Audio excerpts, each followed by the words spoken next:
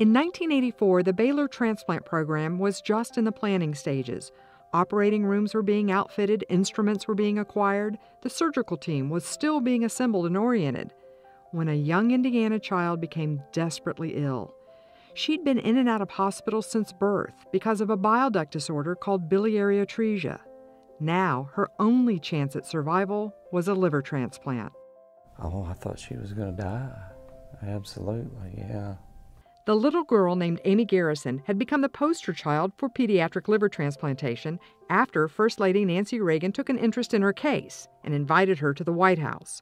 Her family assumed that if and when an organ donor was located, they'd rush to Pittsburgh.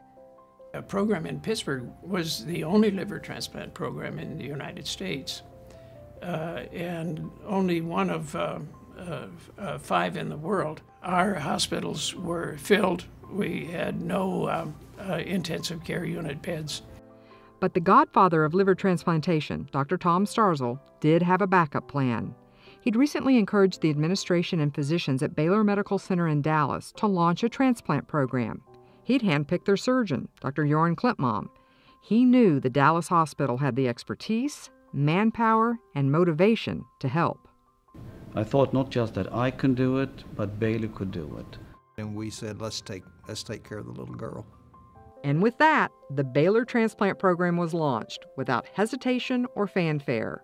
But it was urgent that it be done that night because she was apparently going to die right away if it wasn't done. The donor organ arrived from Canada with the surgical team from Pittsburgh. The patient was from Indiana, and the lead surgeon was from Sweden. They all came together in Dallas on a winter night in 1984 to save a little girl's life. The clinical impact that a program like this has all through your organization, all through your medical staff, is just almost immeasurable. And it helped elevate Baylor to another level in many areas.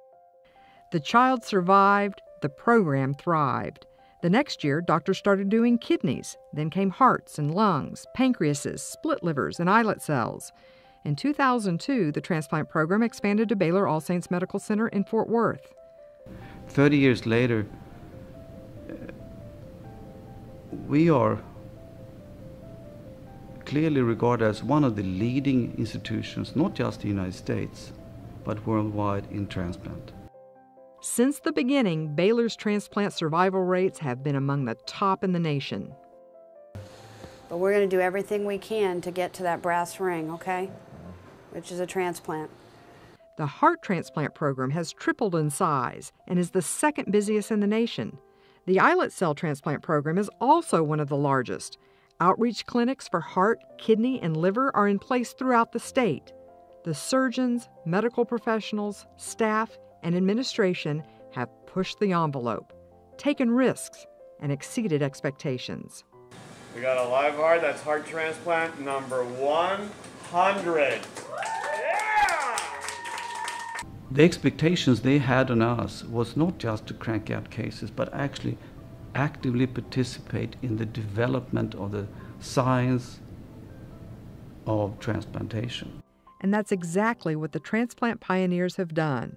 The program was created from the pillars of research, innovation, and patient-focused care, and those same pillars remain the foundation of Baylor Transplant's growth, success, and progress. Today, Baylor's very first transplant recipient lives quietly with her 3 children in Indiana, near her father and the older sister who made the journey to Dallas with her back in 1984. Amy doesn't remember a thing about her illness or historic operation. Her father still has vivid recollections. It was kind of like instantaneously she started turning pink. And then you could just see the pinkness come through her hands and her arms and everything, and it was just phenomenal. It took courage, it took trust, but that's what it takes. I really appreciate everything they did, because if not, I wouldn't be here. We are all grateful for the Garrisons for taking the leap of faith, for the hospital leadership and physicians who dared to embark on a new and risky medical venture. The payoff is evident in the thousands of lives saved and the thousands more who will make their way to the Baylor Transplant Program.